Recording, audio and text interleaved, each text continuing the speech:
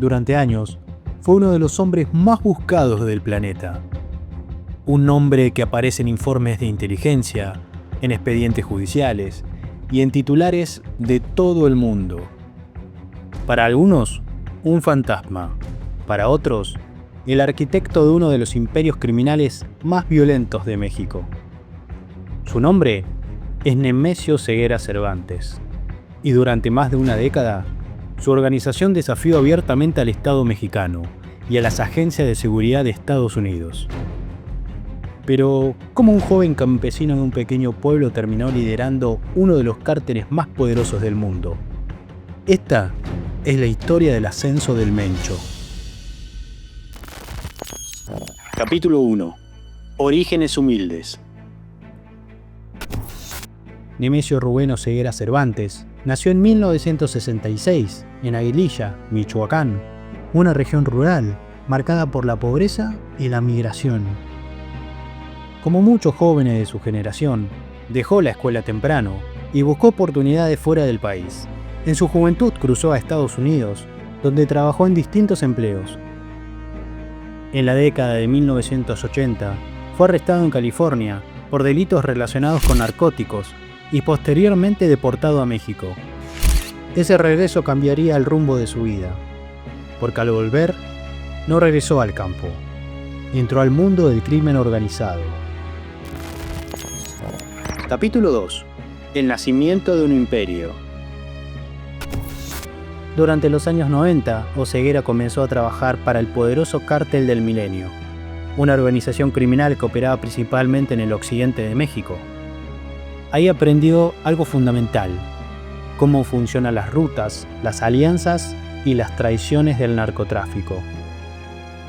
Pero el verdadero cambio ocurrió después del 2010. Tras la fragmentación de varios cárteles, Ceguera consolidó su propio grupo, el Cártel Jalisco Nueva Generación, conocido como CJNG. En pocos años, la organización pasó de ser una fracción regional a convertirse en uno de los cárteles más poderosos del hemisferio.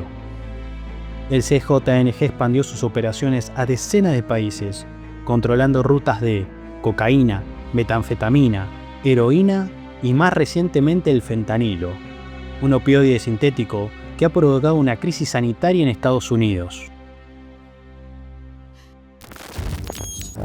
Capítulo 3. El cártel más agresivo. A diferencia de otros capos famosos, el Mencho evitó durante años la exposición pública. No concedía entrevistas, no aparecía en redes sociales, no protagonizaba narcocorridos, pero su poder se manifestaba de otra manera. El CJNG se volvió conocido por su capacidad militar. En 2015, durante una operación de seguridad, miembros del cártel derribaron un helicóptero del ejército mexicano.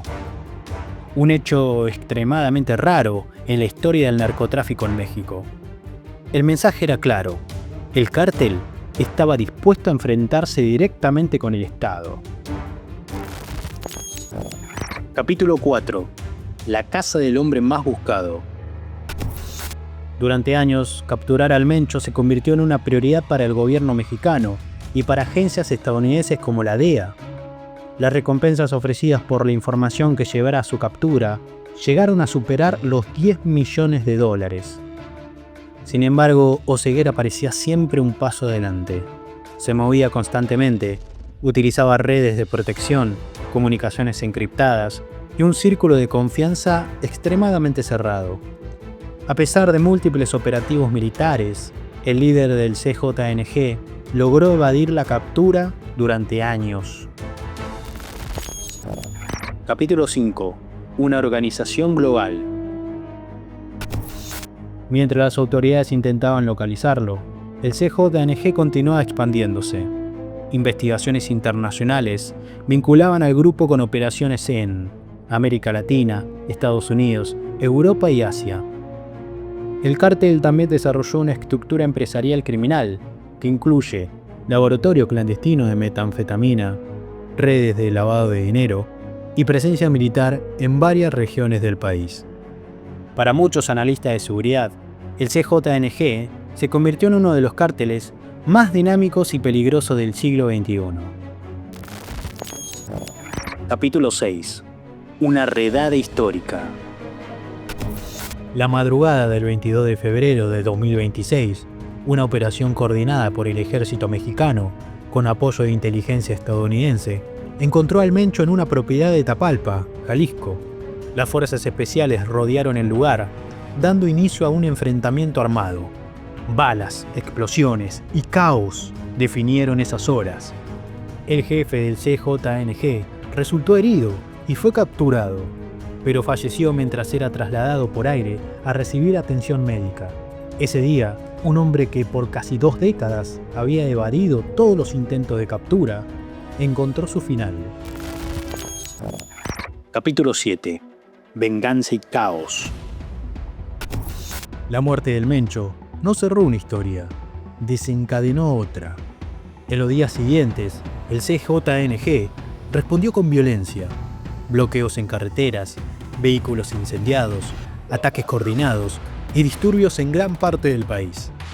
Escuelas suspendieron clases, aeropuertos activaron protocolos de seguridad y embajadas emitieron advertencias para sus ciudadanos.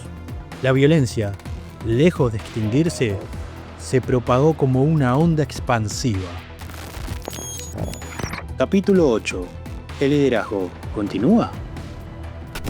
Con su hijo ya preso en Estados Unidos y sin un sucesor claro al frente, el CJNG enfrenta un vacío de poder.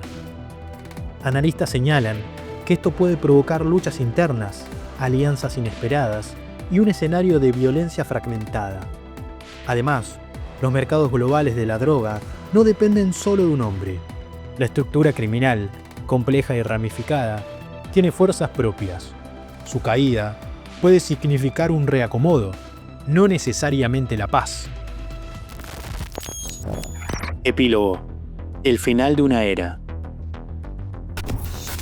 Durante años, capturar a Nemesio Ceguera Cervantes fue una de las prioridades más altas para las autoridades mexicanas y estadounidenses.